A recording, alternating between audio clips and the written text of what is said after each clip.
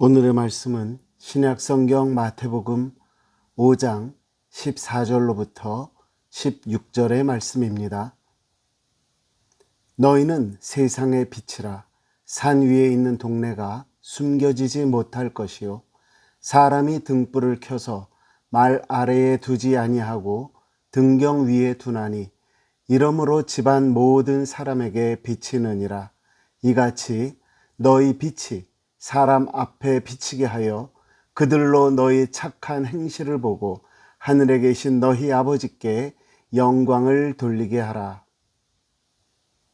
할렐루야.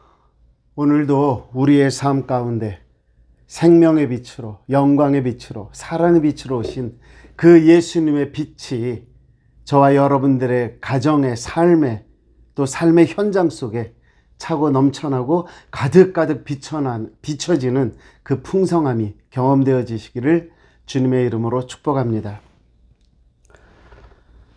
오늘 말씀의 제목을요, 저는 그리스도의 빛으로 살라라고 정해봤습니다. 여러분, 어렸을 때 뭔가 하고 싶은데 전기를 많이 쓰면 야, 전기값 많이 나온다 그러고 아껴 써 이래가지고 혹시 그 전기불을 들고 이불 속에 들어가가지고 뭔가를 해보신 적 있습니까? 저는 그래 본 적이 있거든요. 근데 못하겠더라고요. 그 백열전구였잖아요, 그때. 그러다 보니까 여기서 열이 얼마나 나는지 이불 속에 들어가가지고 이 불을 켜고 뭔가를 한다는 게 쉽지 않은 일이었어요. 그러고 보면 우리 남자들이 군대 가서 훈련소에 가서 경계 훈련을 받을 때에 하는 이야기 속에 하나가 절대로 그 초소에서 담배를 피우면 안 된다. 근데 그 이유가 뭐냐면 담뱃불의 그 조그만 불빛이 깜깜한 밤에 보면 1km가 넘는 데서도 보인다고 그러죠. 이게 무슨 뜻이냐면요, 한마디로 빛이라고 하는 것은 우리가 감춰두고 아니면 숨길 수, 이런 게 불가능하다. 저는 그런 뜻인 것 같아요. 오늘 말씀은 빛에 관한 이야기입니다. 이 오늘의 본문 말씀 마태복음 5장 14절에서 16절에 있는 이 말씀도요, 사실은 마가복음에도 있고 누가복음에도 있습니다. 그 내용은 거의 비슷해요. 똑같다고 봐야죠. 예수님은 등불을 말 아래 두지도 않는다. 그 다음에 평상 아래 두지도 않는다. 오히려 등경 위에 둔다 라고 말씀을 하고 계시지요. 여기에서 나오는 몇 가지 이야기들이 있어요. 단어들이. 예를 들면 말, 아니면 평상, 아니면 뭐 등경, 이런 말이 있잖아요. 말이라는 게 도대체 뭐냐? 타고 다니는 말은 아닐 거 아닙니까? 찾아봤더니 제일 편하게 한국말로 표현을 하면 되박이에요, 되박. 그래가지고 이 말이라는 것을 그 헬라어 말에 보니까 모디우스라고 되어 있는데, 이 모디우스라고 하는 거는요, 그 당시에 나무로 된 뭔가를 이렇게 덜어내는 계량형 기구였다라고 표현하는데, 오늘날 도량형으로 계산을 해보니까 갤런으로 따지면 2.5갤런에서 3.5갤런 사이 정도 되는 것 같고요. 리터로 따지면 약 9리터에서 13리터 정도의 사이즈라고 합니다. 그러니까 뭐 2.5갤런에서 3갤런 정도니까 그 미국에서 우리가 왜 마트에 가면은 물통 있잖아요. 1갤런짜리 말고 좀 큰 거. 그게 보통 한 2갤런에서 2.5갤런 되니까 그거보다 조금 더 큰 정도라고 생각을 하면 될 것 같은데, 누가는 아예 이 말이라고 하는 표현을 좀 쉽게 그릇이라고 표현했죠. 그래서 누가복음 8장 16절에 보면 누구든지 등불을 켜서 그릇으로 덮거나 평상 아래에 두지 아니하고 등경 위에 두나니 이는 들어가는 자들로 그 빛을 보게 하려 함이라, 이렇게 말을 합니다. 그렇다고 하면 예수님은 여기서 누가 그런 돛박에다가 아니면 그런 그릇 아래다가 등불을 넣어두겠느냐, 그렇게 할 수 있겠느냐 라고 말씀을 하고 계시는 거죠. 그럴 사람 없다는 거예요. 그리고 다음에 이어서 나오는 단어는 마가복음과 누가복음에서 함께 말하고 있는 평상이라고 하는 단어입니다. 마가복음 4장 21절에 보니까 또 그들에게 이르시되 사람이 등불을 가져오는 것은 말 아래나 그 다음에요 평상 아래에 두려 함이니, 평상 아래에 두려 함이냐?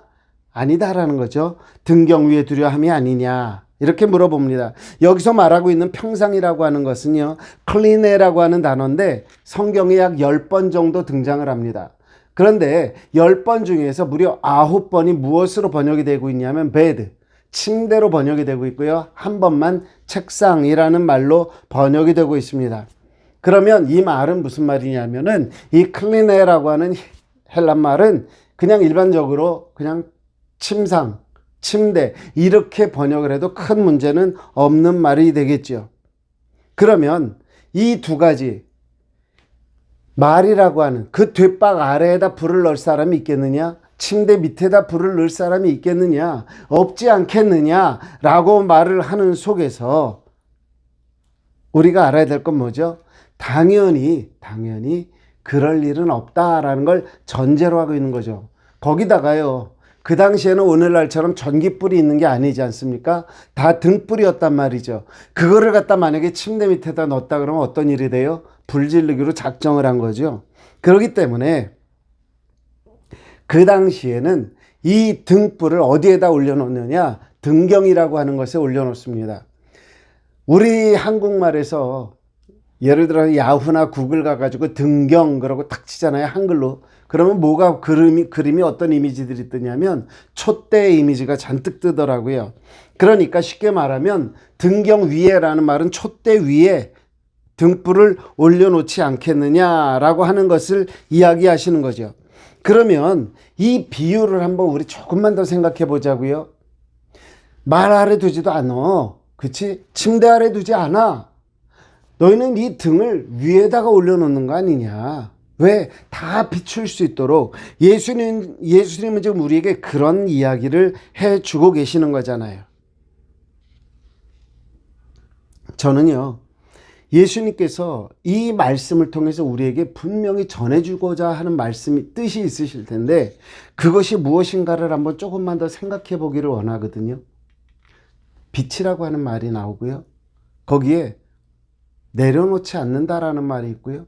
올려놓는다라는 말이 있고요. 숨길 수 없다라는 말도 나오고 있거든요. 저는 오늘 말씀 속에서 제일 먼저 여러분들과 함께 나누기를 원하는 것은 뭐냐면 하나님의 빛이 우리의 삶을 통해서 나타나고 있습니까? 라고 하는 질문을 먼저 시작해 보려고 합니다. 여러분들의 삶 속에서 하나님의 빛이 혹은 그리스도의 빛이 드러나지고 있느냐 하는 겁니다. 오늘 본문 말씀을 해석함에 있어서 누가복음서는 이런 표현을 쓰고 있습니다. 누가복음 8장 17절에 보니까 숨은 것이 장차 드러나지 아니할 것이 없고 감추인 것이 장차 알려지고 나타나지 않을 것이 없느니라 라고 말을 합니다. 자, 빛을 숨길 수 없다고 그랬어요. 그런데 빛을 행여나 숨겼다고 하자고요. 그것이 안 나타나겠느냐 하는 거죠. 침상 밑에 넣어놓으면 어떤 일이 벌어져요? 불이 탈 거라는 얘기죠. 그릇 밑에 넣었어요. 그러나 그 그릇이 오래 가겠습니까? 다 타서 없어지겠죠. 즉 불이라고 하는 것은, 이 빛이라고 하는 것은요, 숨겨놓을래야 숨겨놓을 수가 없다라고 하는 거죠. 이 말을 조금 바꿀게요. 정말 내 삶 속에 하나님이 계셔요. 정말 내 삶 속에, 왜 이렇게 표현하냐면 사도 바울은 우리 인생을 뭐라고 표현했다? 질그릇이라고 표현했잖아요. 우리 인생과 같은 그릇 안에 하나님의 빛을 넣어놓는다고 그래서 이 빛이 없어지겠느냐라고 하는 것을 말씀하시는 것이 아닐까라는 생각해 봤습니다. 하나님을 우리가 숨긴다고 해서 하나님이 숨겨질까요? 예수 그리스도를 우리가 덮어버렸다고 그래서 그 예수 그리스도가 과연 덮어지겠느냐 하는 겁니다. 그럼에도 불구하고 가끔은요, 하나님 없다라고 하는 사람들이 있더라고요. 그런데 성경은요, 하나님을 없다 하는 사람들을 무엇라고 부르시는 줄 압니까? 악한 자다라고 부릅니다. 시편 104편에 보니까 이렇게 표현하고 있어요. 악인은 그의 교만한 얼굴로 말하기를 여호와께서 이를 감찰하지 아니하신다 하며 그의 모든 사상에 하나님이 없다 하나이다. 악한 자들이 하나님이 없다고 그런다라고 얘기하잖아요. 여러분, 왜 하나님이 없다고 그럴까요? 똑똑한 사람들이 가끔은 그런 것 같기도 해요. 근데 왜 그러냐면 이해가 안 가는 거죠. 이해가 안 가는 거예요. 과학적으로 보면 다 진화가 되네 어쩌네 그러는데 이해가 안 간다는 거죠.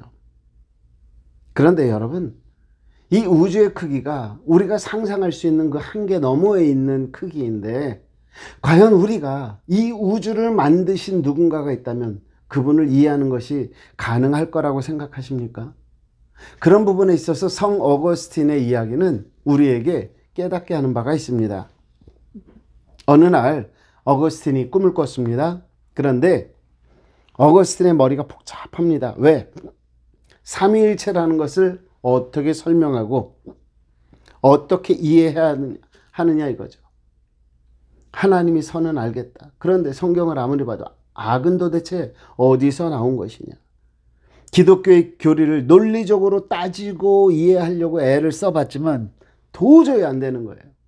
뒷짐을 지고서 바닷가를 거니는데 어떤 아이가 신발을 가지고 바닷물을 퍼가지고 모래 웅덩이를 만들고 거기다가 신발에다가 물을 이렇게 퍼서 웅덩이에다 붓습니다. 아무리 생각을 해도 제가 무슨 짓을 하는지 모르겠는 거예요. 그래서 얘야, 너 지금 뭐하니? 그랬더니 하는 얘기가 이 바닷물이 얼마나 되나 내가 이 웅덩이에 한번 넣어보는 거예요. 야, 이 바닷물이 어떻게 이 웅덩이에 다 들어가니? 들어가지 않지. 그리고 여기다 어차피 네가 퍼봤자 이게 다 밑으로 새가지고 다 바다로 들어갈 텐데. 그렇게 말을 했을 때 이 어린이가 그래요. 그런데 아저씨가 생각하는 거랑 나랑 무슨 차이가 있는데요? 라고 말을 합니다. 아저씨도 바보잖아요. 아저씨도 하나님의 그 큰 지식을 어떻게 그 조그만 두뇌를 가지고 저 크신 하나님을 어떻게 그 자그마한 머리를 가지고 이해를 하시려고 하는 거예요. 라고 대답을 했다고 하죠.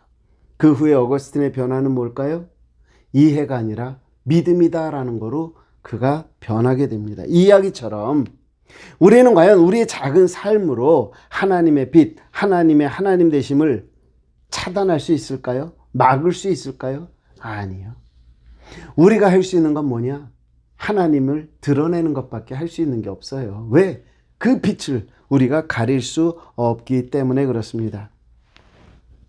거꾸로 말을 하면요. 내가 하나님의 빛을 가릴 수 있다. 혹은 내가 하나님의 영광을 드러내지 않을 수 있다. 그 말은 곧 무엇과 같은 줄 압니까? 내 삶에 하나님이 계시지 않다라는 것과 똑같은 이야기가 되는 겁니다. 사도 바울이 이런 말을 했어요. 로마서 12장 1절에 보니까 그러므로 형제들아 내가 하나님의 모든 자비하심으로 너희를 권하노니 너희 몸을 하나님이 기뻐하시는 거룩한 산 제물로 드리라. 이는 너희가 드릴 영적 예배니라 라고 말을 합니다. 우리의 몸을 드리래요. 이 말은 뭐예요? 우리의 삶을 통해서, 그렇죠? 우리의 삶을 통해서 드러나야 되는 것이 있다는 거예요. 그게 뭐예요? 하나님의 영광이라는 거죠. 우리의 삶을 비집고 나오는 하나님의 빛. 그것이 나와야 되는데 이런 질문을 해보자는 거예요. 과연 내 삶을 통해서 하나님이 드러나고 계시느냐? 이거는 굉장히 중요한 질문입니다. 왜요? 내 삶을 통해서 하나님이 나타나지 않는다. 그 얘기는 뭐기 때문에요? 하나님이 내 속에 계시지 않다라는 거 아닙니까? 제가 얼마 전에 유튜브에서 안녕히 계세요 하나님이라고 하는 프로그램을 보게 됐습니다. 안녕히 계세요. 그러니까 하나님에게로 다시 돌아올 마음 없다라는 얘기죠. 그 내용은 그렇습니다. 목회자들한테 성도들이 너무 실망을 했더라고요. 그래서 교회를 떠났어요. 그래서 그들을 갖다가 안 나가라고 하는 가나안 교인이라고 하는 가나안 성도라고 하는 이름을 붙였더라고요.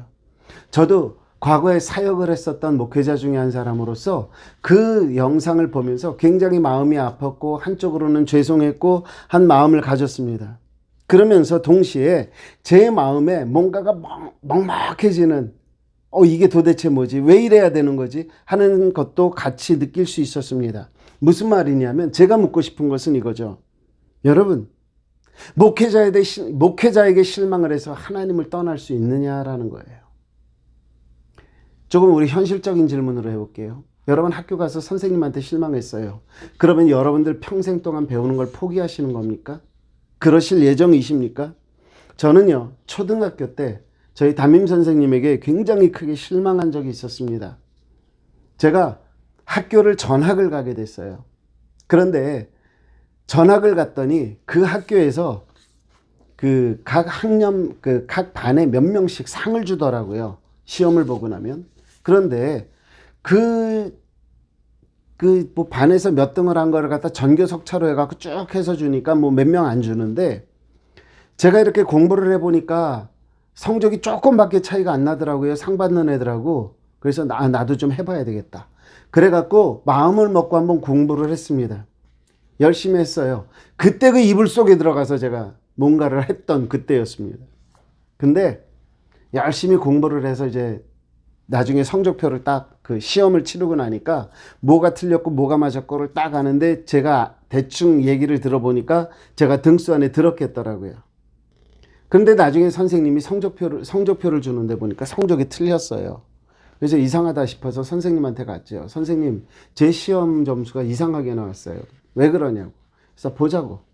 그래갖고 시험 문제를 봤습니다. 그랬는데 맞은 거를 틀렸다고 채점한 게 여러 개가 나왔더라고요. 그래서 제 성적을 고쳤더니 제가 상을 받을 수 있게 되었어요. 얼마나 제가 기뻤겠습니까? 그런데 그 다음에 선생님이 하시는 말씀, 신재야, 네 성적표에는 고쳐진 성적으로 나갈 거야. 그런데 상은 못 받을 것 같다. 이러시더라고요. 그래서 왜요? 제 성적이 더 좋은데. 그랬더니 그거는 벌써 다 보고가 돼가지고 다 준비가 끝났어. 그래서 내가 성적은 올려줄 수 있는데 상장은 못 주겠다라고 얘기를 하시더라고요. 어린 마음에 상처는 됐지만 한편으로는 이해는 됐어요. 그런데 그 결과가 저에게는 굉장히 충격이었습니다. 왜냐하면 저 대신 상을 받은 애는 다른 애가 아니라 담임 선생님한테 과외를 받고 있는 그 학생이었습니다. 자, 이런 일이 있었어요. 저 담임 선생님 때문에 실망했다고요. 그러면 이제 그 다음에 학교 안 가야죠. 그런 겁니까? 목회자 때문에 교회를 떠나신다고요? 참 잘하셨습니다. 그러나 제가 묻고 싶습니다. 그 목회자 때문에 지옥 가시렵니까?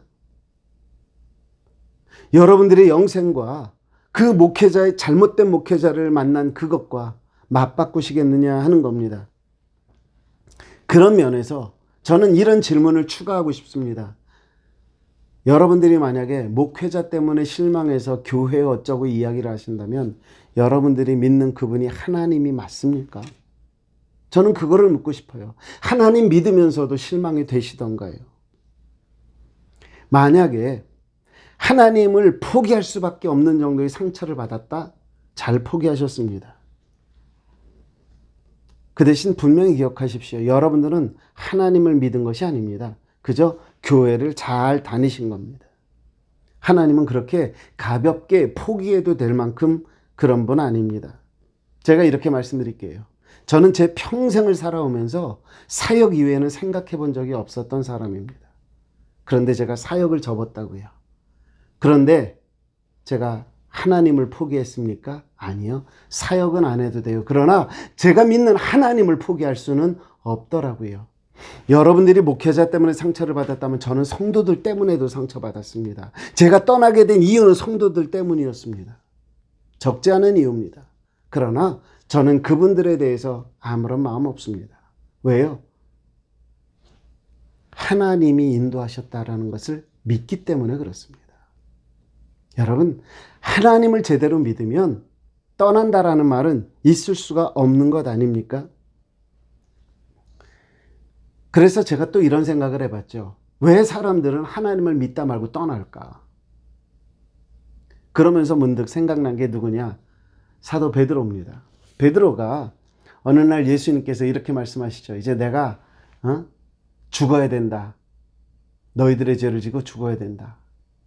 그런 얘기를 했더니 베드로가 뭐라고 그러냐면요. 아유, 그런 일이 절대로 일어날 수 없다는 거예요. 내가 그런 일이 일어나도록 놔두지 않을 거라는 거죠. 그때에 예수님께서 뭐라고 그래요? 야, 네 맘대로 되는 거 아니야. 네 맘대로 되는 거 아니야. 그만한 열정을 가졌던 그 사람이요. 절대로 그런 일이 없을 거라고 했던 그 사람이요. 예수님이 잡히고 나니까 어떻게 해요? 도망가요. 도망간다고요. 여러분, 이것이 우리가 가지는 한계잖아요. 이것이 우리가 가지는 한계. 그런데 재미난 건요, 그 사람이 사도행전에 가면은 또다시 가야바와 안나스와 함께 만나는 장면이 나와요. 근데 그때에 베드로가 이렇게 말을 합니다. 사도행전 4장 8절 앞부분에 보니까 이에 베드로가 성령이 충만하여 이르되, 그러고 12절에 가서 이어서 보면 다른 이로서는 구원을 받을 수가 없나니 천하 사람 중에 구원을 받을 만한 다른 이름을 우리에게 주신 일이 없음이라 하였더라. 여러분, 죽는 것 때문에 두려워서 떨었단 말이에요. 하나님을 포기할 정도로 무서워했었단 말이에요. 그런데 그 베드로가 변했어요. 무엇 때문에? 성령 충만 때문에. 이 장면을 저는 떠올리면서 문득 그런 생각이 들었어요. 오늘날 교회에서 이런 이유로 저런 이유로 교회를 떠나는 그 많은 사람들은 정말 성령 체험을 했는데도 떠났을까라는 생각을 해보게 된 거죠. 하나님을 제대로 믿기 위해서는요, 우리의 의지로 믿어지는 게 아니에요. 성령의 힘으로 믿는 거예요. 그렇기 때문에 그걸 우리가 뭐라고 부르느냐? 은혜다라고 부르잖아요. 그래서 내가 정말 성령 충만했을 때 뭐라고 얘기해요? 나 은혜 받았어. 여러분, 제가 학창시절 때예요, 저희요 금요일마다 철야 기도 했거든요. 밤을 꼬박 새고 기도했어요. 요즘처럼 심야 기도가 아니에요. 철야예요. 9시면은 교회 다들 모여요. 그리고 막 찬송하고 기도하고, 그러고 통성기도 시작하면 1시쯤 되죠. 새벽 4시 5시까지 막 기도하는데 새벽 5시에 새벽 기도회래요. 그거 했어요. 아침 9시에요. 애들 전도하러 나가고요. 토요일 날이니까 주일학교 성경 공부 준비하고요. 그러면서 지났는데 그거를 힘들다, 지쳤다, 아프다 해본 적이 없어요. 왜? 제 생각에는 그때요, 정말 성령님께서 함께 하셨는지 너무너무 즐겁게 신앙생활 했어요. 아마 꽤 많은 분들이 제가 이런 말씀 드리면은 맞아, 우리 그때는 그랬어 분명히 그러실 거예요. 우리의 믿음이 식어 들어간 거죠. 그 성령이 다시 우리의 속에서 리바이벌이 되지 않고 있는 거죠. 그렇기 때문에 우리의 신앙이 힘들어지는 거고 재미가 없는 것 아니겠느냐 하는 거죠. 여러분, 왜 제가 성령 받자라고 이야기를 하는 줄 압니까? 이유는 하나예요. 뭐냐? 우리 신앙생활이라고 하는 거는요, 내 마음대로 하는 게 아니란 말이죠. 하나님의 능력 안에서 하는 거라는 거죠. 제가 지난주에도 말씀드리면서 이런 말씀 드렸죠. 포도주라는 것이 등장을 했어요, 지난주에. 그런데 새 술에 취했다. 예수님의 제자들이 성령 받고 나서 새 술에 취했다. 술에 취한 사람은 무엇의 힘으로 살아간다? 성령, 그 술의 힘으로 움직이게 돼 있다. 우리가 성령을 받았다라는 얘기는 무슨 말이 된다? 성령의 힘으로 살아간다. 기억나실 겁니다. 여러분, 왜 제가 이런 말씀 드려요? 에베소 6장 12절에서 사도 바울은 우리에게 이런 말을 하죠. 우리의 씨름은 혈과 육을 상대하는 것이 아니요 통치자들과 권세들과 이 어둠의 세상 주관자들과 하늘에 있는 악의 영들, 악한 영들을 상대하는 것이 우리가 하는 것이라는 거죠. 내 속에 하나님이 없으면요, 빛이 없으면요, 이 어둠을 이길 수 있는 방법이 없다라는 거죠. 고린도전서 15장 50절에 이렇게도 말합니다. 형제들아, 내가 이것을 말하노니 혈과 육은 하나님 나라를 이어받을 수 없고 또한 썩는 것은 썩지 아니하는 것을 유업으로 받지 못하느니라. 우리가 기억해야 되는 건 바로 이거예요. 예? 우리의 삶을 통해서 하나님이 나타나야지요. 우리의 삶 자체가 누군가에게 인정받으려고 하는 것은 옳지 않다라고 하는 거죠. 여러분, 다시 한번 생각해 보시기 바랍니다. 정말 내 속에 하나님이 계신가? 난 제대로 믿고 있는가? 내가 하나님을 믿는다고 하면서 나는 과연 성령 충만함을 받은 자인가? 성령의 빛이 나의 삶에서 드러나지고 있는가? 이것을 우리는 분명히 다시 한번 돌아보고 생각해 봐야 한다라는 거죠. 제자들에게 예수님은 이런 말씀도 하셨어요. 마태복음 7장 13절 이하에 보니까 좁은 문으로 들어가라. 멸망으로 인도하는 문은 크고 그 길이 넓어 그리로 들어가는 자가 많고 생명으로 인도하는 문은 좁고 길이 협착하여 찾는 자가 적다라고 말을 했습니다. 하나님을 믿는 방법 그렇게 쉬울 것 같으세요? 아니요. 오늘 그러잖아요. 생명으로 인도하는 문은 좁고 길이 협착하대요.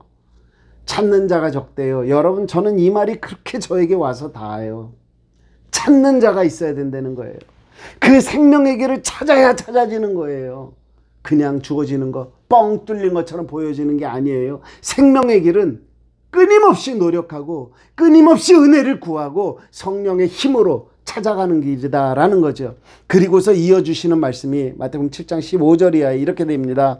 거짓 선지자들을 삼가라. 양의 옷을 입고 너희에게 나오나 속에는 노략질하는 일이라. 그들의 열매로 그들을 알지니 가시나무에서 포도를 또는 엉겅퀴에서 무화과 나무를 따겠느냐. 이와 같이 좋은 나무마다 아름다운 열매를 맺고 못된 나무가 나쁜 열매를 맺는다.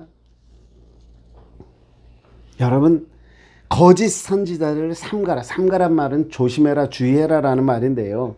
거짓 선지자들을 삼가라 그랬어요. 여러분들은 거짓 선지자한테 당했을 수 있어요. 그런데 왜 당했느냐? 삼가지 않아서 당했어요. 하나님을, 우리가 하나님을 주의해야 되는 게 아니잖아요. 제가 거짓 선지자 구별하는 방법 알려드려요. 성경을 좀 보세요. 성경을 제대로 알아보세요. 성경 속에서 하나님의 뜻을 발견해 보세요. 성경에서 하나님의 마음을 찾아보세요. 그러면 복받아라 복받아라 하는 게 다 하나님의 말씀이 아닌 것도 알게 되고요. 지금 나에게 하나님이 무슨 말씀을 하는지도 알게 된다라는 거죠. 자, 하나님이 예수 그리스도를 통해서 우리에게 빛으로 주셨어요. 그 빛을 우리의 속에다 담아놓고만은 있을 수 없대요. 그런데 이 빛이 드러나지 않는 이유가 뭐냐라고 하는 거죠. 내 속에 정말 그리스도가 있는가? 내 삶 속에 정말 하나님이 계신가?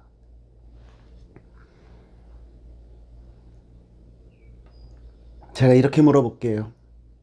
여러분, 세상적인 이유 때문에 천국을 포기하시렵니까? 목회자들의 실수 때문에 천국 가는 거를 포기하시겠느냐고요. 오늘 말씀이 우리에게 말하는 거는요, 누구 때문에 포기하고 안 하고가 중요한 게 아니라 내가 하나님을 포기한다라는 것, 안녕히 계세요 하나님이라고 말하는 것은 무엇을 뜻하는 것이다? 내 속에 하나님 없다라는 뜻과 동일한 것이다라는 거죠. 내 삶에서 하나님의 영광이 드러나지 않는 이유, 내 속에 하나님이 없기 때문 아니냐라는 거예요. 그런 면에서 저는 이런 질문을 하고 싶습니다. 성령 받으셨습니까? 정말 하나님을 믿으십니까? 두 번째로 드리고 싶은 말씀은요, 빛이 비추기 위해서는 위에 놓아야 합니다. 이것은 뭐냐면 내 삶에 있어서 우선순위가 하나님이 되어져야 되고 예수 그리스도가 되어져야 되고, 나에게 가장 소중한 것이 무엇이냐면 예수 그리스도여야 된다라고 하는 거죠. 성경은요, 기본적으로 우리에게 빛이 무엇이다 라고 얘기를 하고 있죠. 요한복음 8장 12절에 있는 말씀, 예수께서 또 말씀하여 이르시되 나는 세상의 빛이니 나를 따르는 자는 어둠에 다니지 아니하고 생명의 빛을 얻으리라 라고 말씀합니다. 예수님은 자신이 누구라고 말씀하셨다고요? 빛이라고 말씀하셨어요.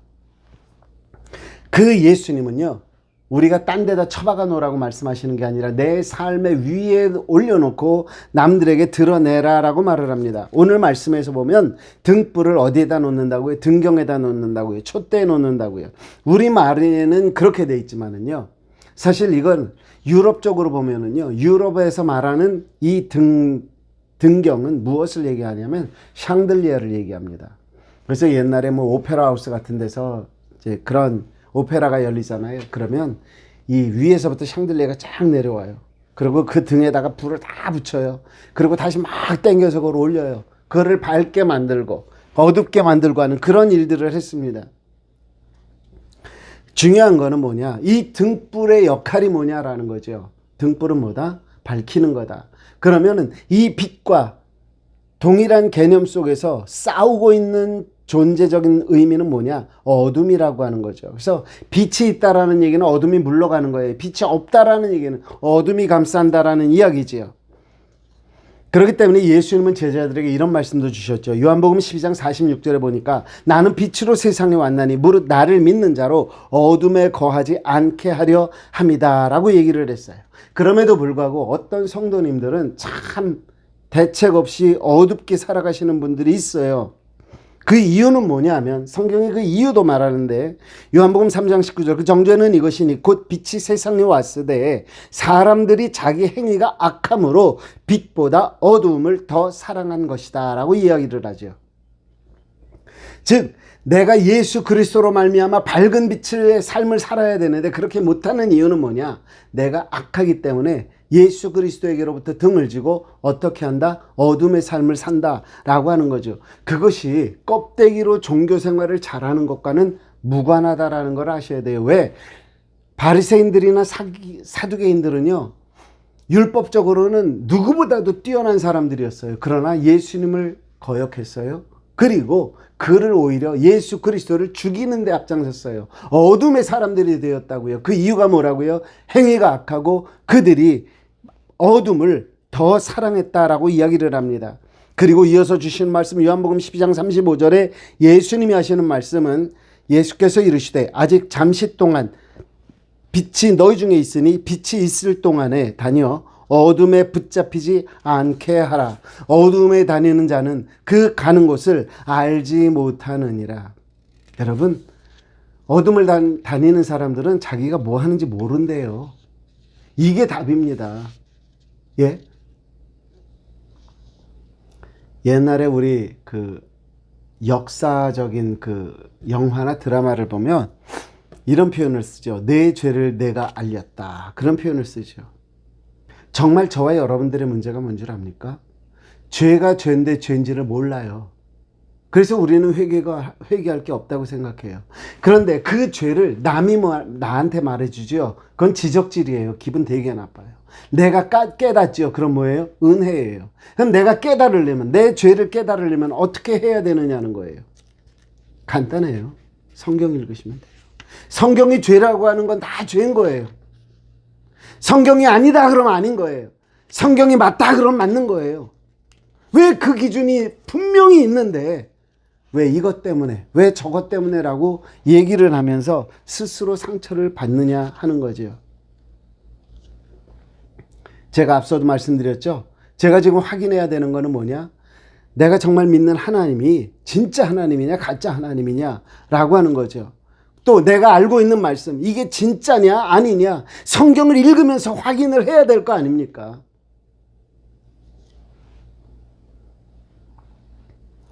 이 모든 것들을 노력하며 정확히 보고 깨닫기 위해서 하나님 앞으로 무릎 꿇고 나가는 사람이 아니라면 우리는 다 껍데기만 성도인 그런 가짜가 되고 마는 것입니다.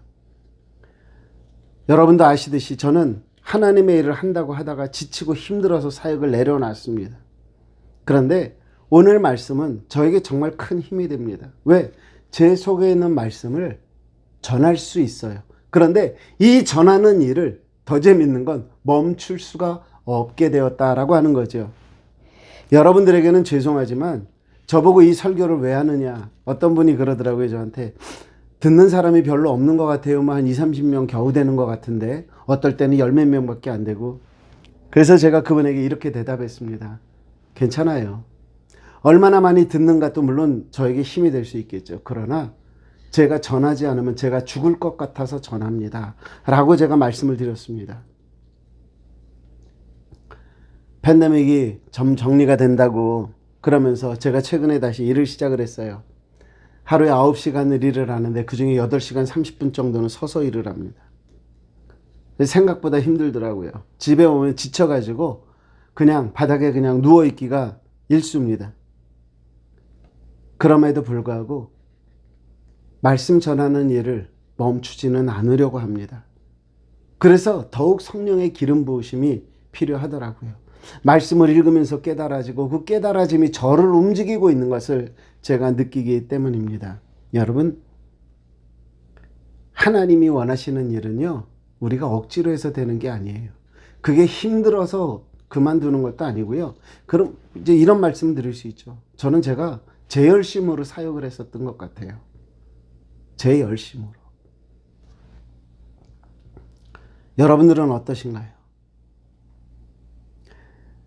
대부분의 성도님들이 좋아하시는 말씀, 베드로전서 2장 9절에 있는 말씀, 그러나 너희는 택하신 족속이요 왕 같은 제사장들이요 거룩한 나라요 그의 소유가 된 백성이니 이는 너희를 어두운 데서 불러내어 그의 기이한 빛에 들어가게 하시니에 아름다운 덕을 선포하게 하려 하심이라. 너희를 어두운 데서 불러내셨대요. 그리고 기이한 빛에 들어가게 하셨대요.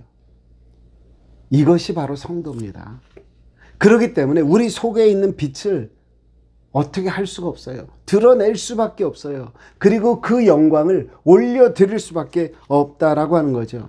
사도 요한을 통해서 요한일서 1장 5절에 이런 말씀을 주십니다. 우리가 그에게서 듣고 너희에게 전하는 소식은 이것이니 곧 하나님은 빛이시라 그에게는 어둠이 조금도 없으시다는 것이다. 여러분 힘들고 어려우시죠? 기도하세요. 문제 그 해결을 해주세요 안 해주세요가 아니라 하나님 제가 있는 이 자리에서 하나님의 뜻을 제대로 알기를 원합니다. 내가 여기서 고통받는다고 여기서 죽겠다 살겠다 이것만 가지고 씨름을 한다면 이것은 하나님의 빛을 가려놓는 것과 다를 바가 없어요. 그러나 지금 이 어려운 상황에서 하나님의 뜻을 내가 알기를 원합니다. 하나님 내가 이 상황에서 어떻게 하기를 원하십니까? 그럴 때에 하나님은 우리를 어둠에서부터 빛으로 옮겨주신다라고 하는 겁니다.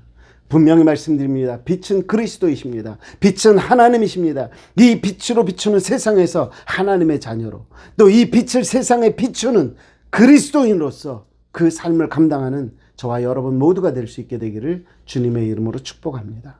한 가지 마지막으로 더 말씀드릴게요. 우리는 빛을 숨겨놓을 수 없습니다. 그렇기 때문에 내가 만약에 그리스도를 제대로 나타내는 삶을 살지 못하고 있다면 어떻게 하라고요? 내가 진짜 그리스도인인가 생각해 보자고 그랬어요. 그리고 우리는 무엇을 나타내면서 살아야 된다? 그리스도를 드러내고 하나님의 영광을 드러내면서 살아야 된다. 그런데 예수님이 우리에게 주셨던 말씀은 또 다른 말씀이 있더라고요. 그게 뭐냐? 이제는 너희가 빛으로 살아라 라고 하시는 말씀입니다. 제가 앞서서 말씀드렸듯이 이 말씀은요, 오늘 이 비유의 말씀은 마태복음, 마가복음, 누가복음 다 기록이 되어 있습니다. 그런데 마가복음, 누가복음에는 없는데 마태복음에만 있는 한 구절이 앞에 삽입이 되어 있어요. 이 구절은 사실 저와 여러분들이 어떻게 제일 많이 알고 있냐면 너희는 세상의 소금이요 너희는 세상의 빛이라 이 말씀으로 더 많이 알고 있는 부분이거든요. 즉 이 오늘 본문 말씀 빛에 대한 말씀을 하시면서 연결고리가 되고 있는 말씀이 오늘 14절에 있는 말씀인데요. 제가 14절을 한번 읽어보겠습니다. 마태복음 5장 14절 너희는 세상의 빛이라 산 위에 있는 동네가 숨기지 못할 것이요 15절 사람이 등불을 켜서 말 아래 두지 아니하고 등경 위에 두나니 이렇게 되어 있거든요. 자 그러면 너희는 세상의 빛이라 산 위에 있는 동네가 숨기지 못할 것이요 그랬습니다. 여기서 보면은 너희는 세상의 빛이다 라고 하는 말이 하이메스 에스테라고 하는 헬란말로 쓰여졌습니다. 하이메스라고 하는 말은 당신들은 이라는 말이고요. 에스테는 입니다 거든요. 당신들은 빛입니다 라고 표현을 하고 있습니다. 삶을 통해서 그리스도를 나타내라 하는 정도가 아니라 너희 자신이 그리스도가 돼야 된다. 그러면서 제 마음에 와 닿았던 깨달아졌던 말씀은 내가 그리스도와 함께 십자가에 못 박혔나니 그런즉 이제는 내가 산 것이 아니요 내 안에 누가 사는 것이라 그리스도께서 사신 것이라. 내가 살아서 빛을 내는 이것이 곧 그리스도의 빛일 수밖에 없다라고 하는 거죠. 여기 하이메스 에스테라고 하는 말은요. 재미있게도 현재 진행형이에요. 계속 되고 있는 거예요. 그러니까 오늘 아침에 딱 일어났는데 하는 얘기가 너는 어제 하나님의 빛이었다. 이게 아니에요. 너 지금 눈곱지가 껴있고 머리가 헝클어져 있어도 너는 하나님의 빛이다 라고 우리 주님이 우리에게 말씀해 주고 계신다 하는 거죠.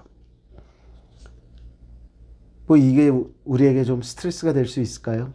아, 내가 어떻게 그렇게 날마다 순간마다 살아. 그래요. 신앙인으로 사는 건 따라서 쉽지 않은 거예요. 신앙을 갖기는 쉬워요. 그러나 신앙인으로 살아가는 거는 쉽지 않다라고 하는 말이죠. 그런데 제가 여러분들에게 격려를 하나 해드릴게요. 신앙인으로 살아가는 건 내 힘으로 사는 거 아니에요.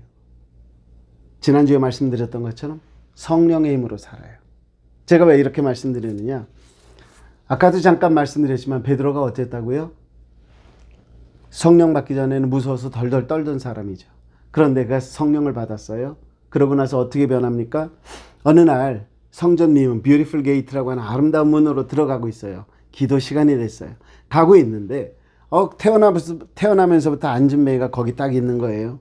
베드로가 그 앞에 딱 서서 이렇게 말을 합니다. 사도행전 3장 6절 베드로가 이르되 은과 금은 내게 없거니와 내게 있는 것 이것을 내게 주노니 나사렛 예수 그리스도의 이름으로 일어나 걸어라 라고 말을 합니다.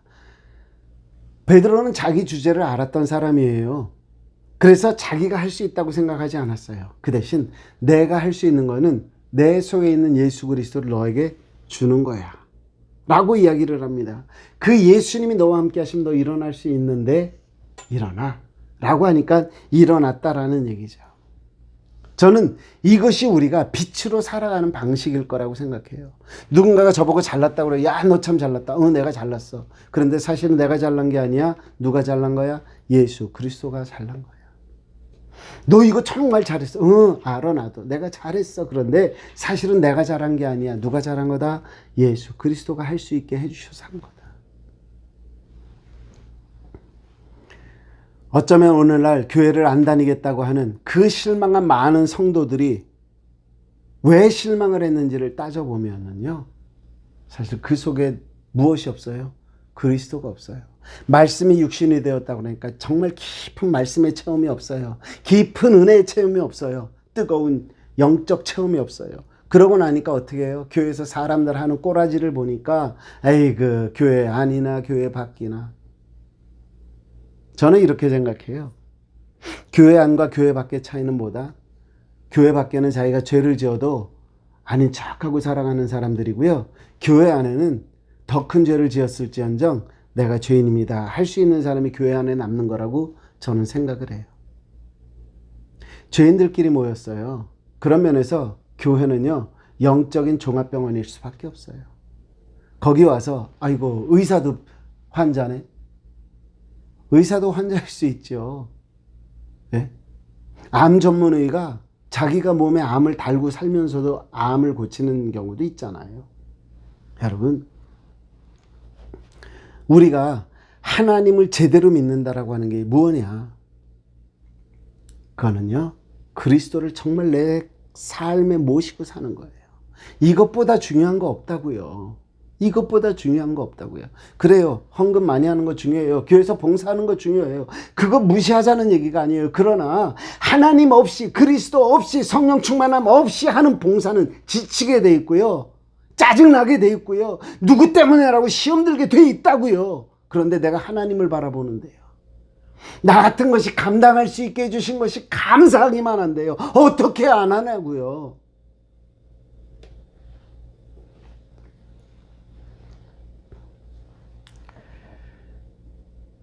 사도 바울의 말씀입니다. 에베소서 5장 8절에 있는 말씀 보니까 너희가 전에는 어둠이더니 이제는 주 안에서 빛이라. 빛의 자녀들처럼 행해라. 너희가 빛을 내주래요. 그리스도의 빛을 너희가 가졌으니까 마음껏 전해주래요. 뿐만 아니라 데살로니가전서 5장 5절 너희는 다 빛의 아들이요 낮의 아들이라. 우리가 밤이나 어둠에 속하지 않았다라고 딱 잘라서 말을 해주고 계시다라는 거죠. 우리의 삶을 통해 그리스도가 나타나야 돼요. 그리스도의 빛은 우리가 남모르게 숨겨놓고 안 보이게 할 수 있는 그런 빛이 아니에요. 숨길 수 있다면 아마 만약에 여러분들이 숨길 수 있는 것이라면 처음부터 없었을지 몰라요. 이렇게 표현할게요. 직장 생활하면서 내가 그리스도인인 것을 남들에게 표신하지 않게 잘하고 있었다. 그래서 아무도 내가 정말 하나님 믿는 사람인 줄 모른다. 직장에서 얼마나 있었는데 20년을 있었는데 저는 이렇게 말할 수 있어요. 20년 동안 남들에게 그가 신앙생활하는 걸 들키지 않았다라는 얘기는 그 사람의 신앙은 가짜였을 수 있다. 도전이에요. 생각해 보시라고요. 제가 이런 얘기를 한번 할게요. 소경이 자기 친구 집에 놀러 갔어요. 근데 어렸을 때부터 이제 막 남들의 인도를 받고 다녔으니까 이제 몇 걸음 가면 어디고 다 외웠나 보죠. 친구네 집에 갔어요. 옛날 얘기입니다. 근데 이제 막 친구들이랑 놀고 이제 집에를 오는데 친구가 야야 잠깐만 그러는 거예요. 그러니까 이 소경이 왜? 그러니까 여기 등불 하나 들고 가 그러는 겁니다. 그러니까 소경이 하는 말이 야 나는 등불을 키나 안 키나 똑같아. 그냥 가도 돼. 그랬더니 하는 말이, 친구가 하는 말이, 야, 너는 괜찮아. 근데 저쪽에서 오는 사람이 이 깜깜한 밤중에 빛이 없으면 네가 이쪽에서 오는지 안 오는지 모르잖아. 그러니까 안 돼. 이 불 가지고 가. 그래서 호롱불을 딱 하나를 줬어요. 한참을 가고 있는 겁니다, 소경이. 그러고 있는데 누가 와서 쾅 하고 부딪히는 거예요. 그러니까 소경이 얼마나 화가 나요. 소리를 버럭 지릅니다. 아니, 당신은 이 불이 안 보여요. 어떻게 여기 와서 부딪힐 수가 있어요? 그랬더니 그 와서 부딪힌 사람이 이렇게 말합니다. 아니, 꺼진 불을 들고 가면 보입니까? 여러분, 굉장히 중요한 얘기예요. 내가 소경이면은요, 불이 꺼졌는지 켜졌는지 몰라요. 신앙생활을 하면서 내가 세상 일 때문에 내가 흔들리는 이유 중에 하나는 뭐냐? 내 속에 그리스도가 없어서 아니겠느냐 이거예요. 하나님의 말씀이 없고 성령 충만이 없고 하나님이 나와 함께 계심에 대한 확신이 없기 때문에 세상 일에 의해서 내가 흔들리는 것 아니냐.